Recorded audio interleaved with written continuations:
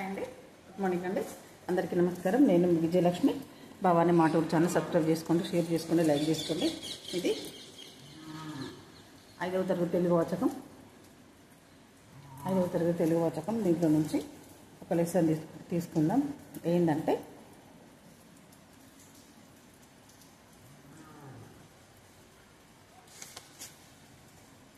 Salar Jung museum అండి. ఇది Salar Jung museum నుంచి తీసుకుందాం. తీసుకుంటే ఇక్కడ నేను పాఠం చెప్తా, వినండి పిల్లలు.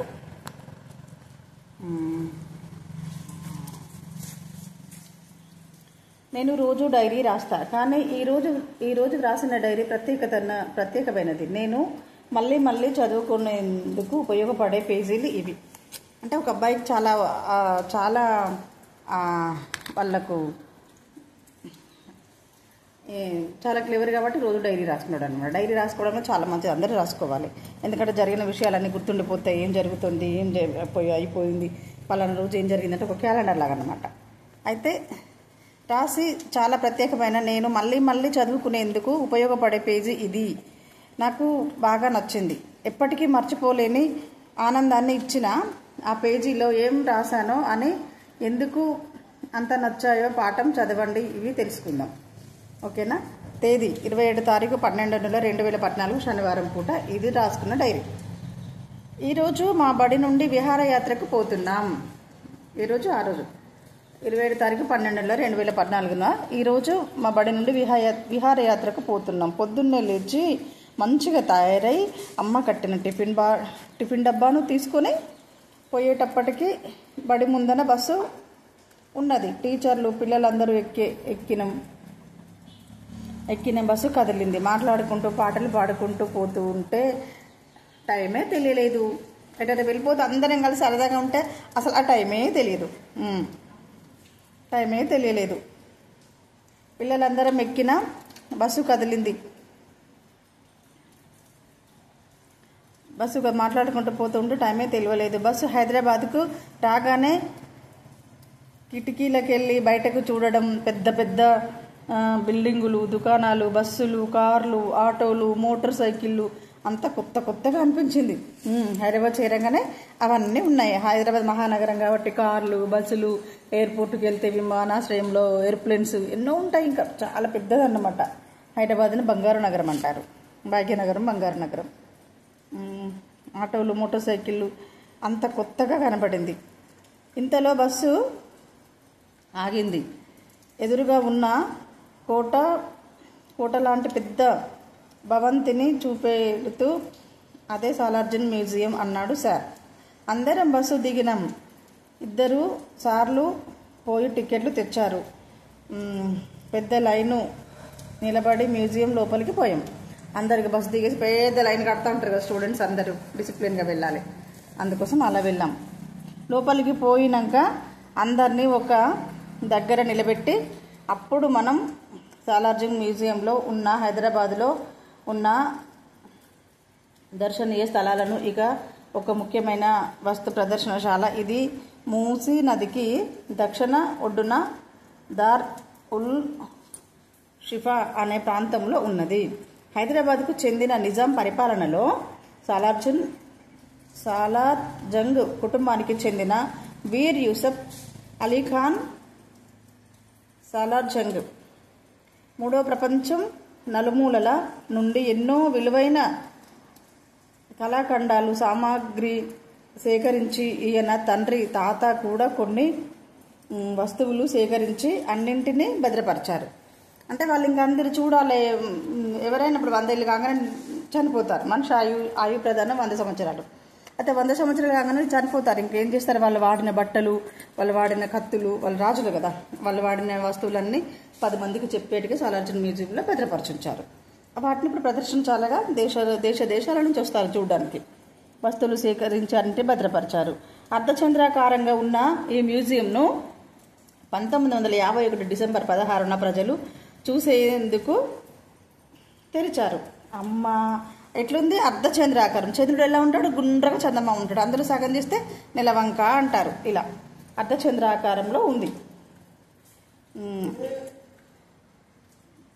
1951 డిసెంబర్ 16న ప్రజలు చూసేందుకు తెరిచారు. భారతదేశంలో ఉన్న అతిపెద్ద మ్యూజియంలోనే అది 3వ స్థానంలో ఉన్నది. భారత పార్లమెంటు దీనిని జాతీయ ప్రాముఖ్యత గల సంగ్రహాలయంగా గుర్తించింది.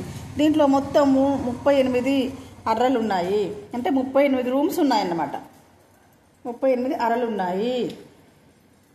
ఒక్కొక్క అర్రలో ఒక్కొక్క తీరుకు చెందిన ఎన్నో కళాఖండాలు ఉన్నాయి. వీటిలో ముఖ్యమైన వీటిని చూద్దాం అని చెప్పి ముందుకు ఒక అరలోకి తీసుకుపోయిండు సార్. ఒక అరలో అన్ని అద్దాల బొమ్మలుంటే, ఇంకో అరలో అన్ని చెక్క మీద చెక్కిన శిల్పాలు, ఇంకొక అరలో పెద్ద పెద్ద పెయింటింగ్లు, మరొక అరలో అన్ని దేవుళ్ళ విగ్రహాలు, మొఘల రాజులు ఉపయోగించిన శాల్వాలు, గాజుపాత్రలు, ఎన్నెన్నో రకరకాలుగా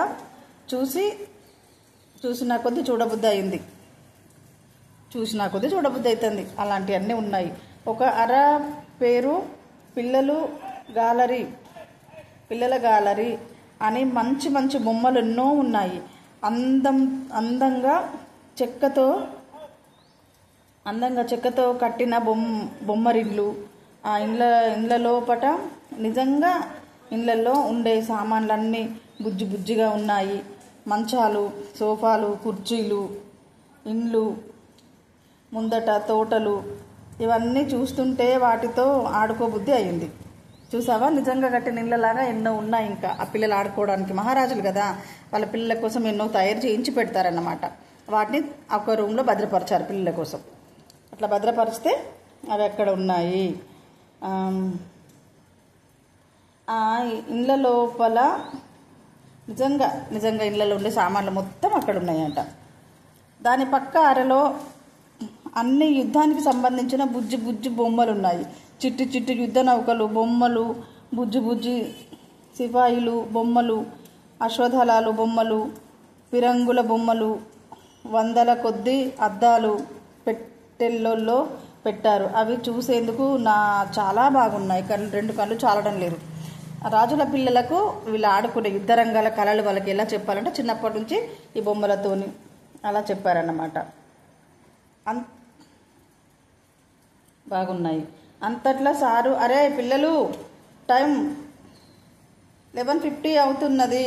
ఈ మ్యూజియంలో ముఖ్యమైనది గడియారం. ఆ గడియారం ఇంకా 10 నిమిషాల్లో గడియారం గంటలు కొడుతుంది.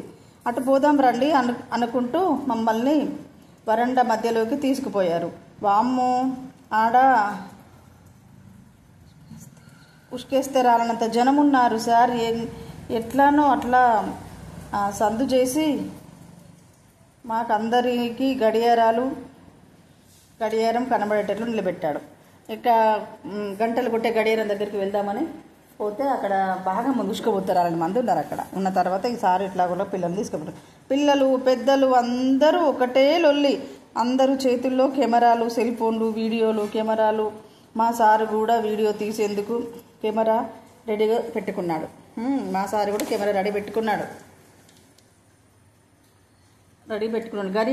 గడియారం పెద్ద నక్ష చెక్కిన చెక్క డబ్బాలో ఉన్నది. దాంట్లో ఎడమ పక్కన చిన్న ఇల్లు లెక్క ఉన్నది. దాని తలుపులు మూసి ఉన్నది. మధ్యలో ఒక గంట ఉన్నది. కుడిపక్క చెట్టు కింద ఒక మనిషి డోలు కొడుతున్నట్టుంది. సార్ చెప్పాడు, ఆ డోలు కొట్టడు అంటే ప్రతి సెకనుకు ఒక దెబ్బ కొట్టాడు అని. ఆ మూసిన ఉన్న తలుపు తెరుచుకుని ఒక మనిషి బయటకు వచ్చి ఆ గంట మీద ఎంత టైం అయితే అన్ని గంటలు కొట్టి ముళ్ళు లోపలికి పోయి తలుపు మూసుకుంటాడట. ఇప్పుడు 12 కావస్తుంది కదా, 12 గంటలు కొడతాడు అని చెప్పిండు. 12 అయ్యింది. తలుపులు తెరుచుకున్నది. ఒక బొమ్మ మనిషి వచ్చిండు. రంగులు ములుముకుంటూ 12 గంటలు కొట్టి లోపలికి పోయాడు. తలుపు మూసుకున్న అందరం దాన్ని బీరిపోయి చూసినాం. చాలా మంచిగా అనిపించింది. 12 గంటలు కొట్టిండి ఇంక అతనిగా. నెక్స్ట్ ఇంకోటి ఇంకా మిగతా స్టోరీ ఇంకో దాంట్లో తెలుసుకుందాం.